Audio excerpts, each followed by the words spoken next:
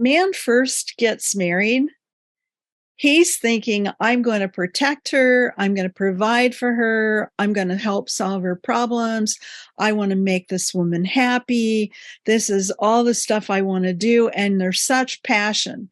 And you step into it and you're not really sure how to make that happen, but you're eager to make it happen. And so you step into that space. And as you do, men tend to be internal processors. So you're thinking through every step of the way what it is that you want to do. The problem is you don't mention that to your wife. And when you don't tell your wife what's going on, she starts to think that you're not doing anything. Hello, I'm Dr. Debbie, and I've been helping men, women, and couples grow together for more than 25 years. Now it's your turn to learn what I learned and taught as a couples counselor and university professor. You are the wise woman, and this is your personal development podcast packed with instant encouragement and practical tips.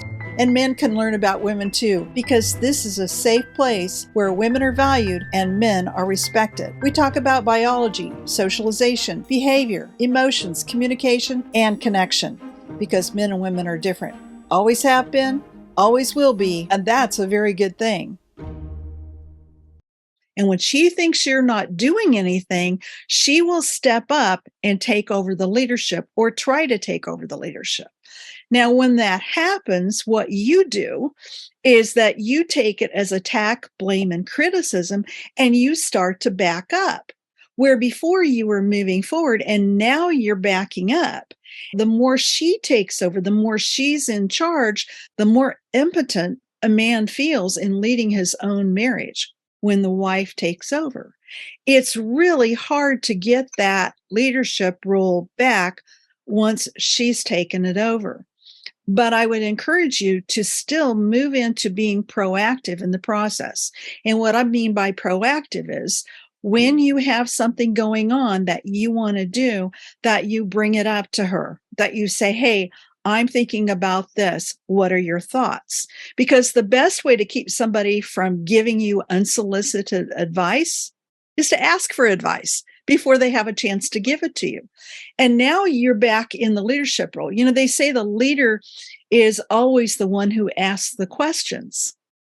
So you're asking the questions, and now she gets to respond to you. And when she responds to you, then you don't have to do what she says. You don't have to even agree with what she says. You just have to listen and understand what she says and communicate to her that you understand. And when you do that, again, you are taking that leadership role, but not in a way that's running over her, but instead it's a way that's including her. Now, men know this as business leaders. A really good business leader knows you ask your team, what do you guys think? And then the buck stops with the boss. He's got to make that executive decision, but he's looking for feedback, and he tells them, okay, I'm going to think about that. And then I'm going to come back to you and we'll have another discussion.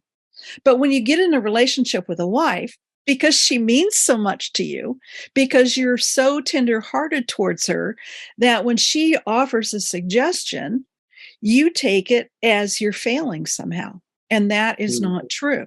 She's simply giving you feedback. So again, you're going to have to start with small steps along the way that will help you get in that position of being the leader again. As you make that transition, start with really small things like, dinner or where you're going for the weekend, or, even if you're just driving down the freeway, you could say to her, hey, I'm thinking about taking this exit instead of that one. What do you think? You've got to realize what drives the desire to control. The more controlling your spouse is, the more anxious they are.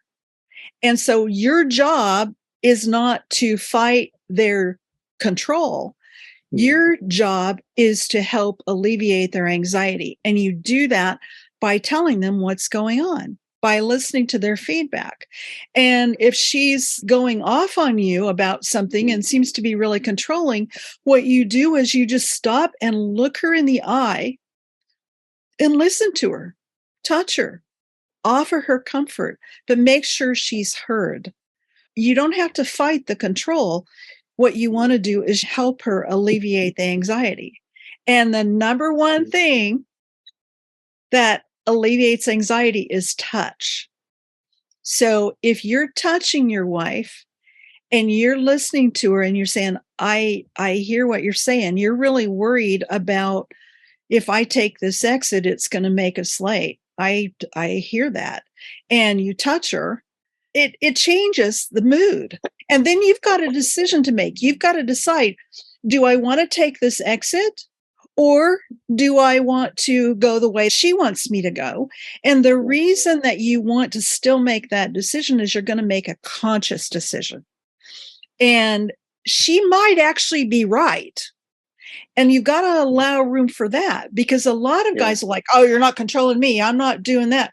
Oh, man, I've heard that so many times from men. And they won't even consider what it is that their wife is trying to say to them. You need to pay attention to what she's saying. If you go back to that point where you're holding this vision of her when you first met her, you're going to be a lot more tenderhearted towards her. And you want to address her as though she's still the person that you fell in love with. Okay? You want to protect her. You want to provide for her. You are so built for this. This is who God created you to be. And I see men over and over back up and back up and back up. And the more you back up, the more anxious she becomes, and the more she feels like she's got to be in charge. And the more arguing you've got going on, and the more sense of being controlled and henpecked, whatever you want to call it. But a big reason she's doing it is because she has no idea what you're doing. She has no clue where you're headed. She has no idea that you even think about relationships. If I hadn't worked with couples for so long, and if I hadn't worked with men and women separately, because that was always part of my practice, was that I would work with them separately. I did that for years and years. And I would hear these men, and I would hear how much their passion was to do that protecting and providing and help solve the problems. And they wanted to make her smile, all those things. But she didn't know that. She had no idea that's what he wanted. And so I was the translator that I'd say, okay, this is how you're going to have to let her know that. And you can let her know that she is safe with you, being aware of her anxiety, speaking to her, calming her. Don't shame her. Don't doubt her. Don't tell her she's being silly. If she's scared, if she's crying, if she's afraid, or even if she's just verbalizing, well, what about this, or what about that, or I think you should do this, or I think you should do that, then touch really does come into play. And you can touch her arm, touch her shoulder, driving in the car, just reaching over and taking her hand. Even if you don't say a word, just taking her hand lets her know that you notice that she's there and that she matters to you. But instead, guys, pull back. Thank you for listening to this episode of A Wise Woman's Guide to Men and Marriage. What did you think? Did the information raise more questions? Do you want to learn more? Head over to A Wise Woman's Guide for show notes and links to the resources mentioned in this episode at awisewomansguide.com.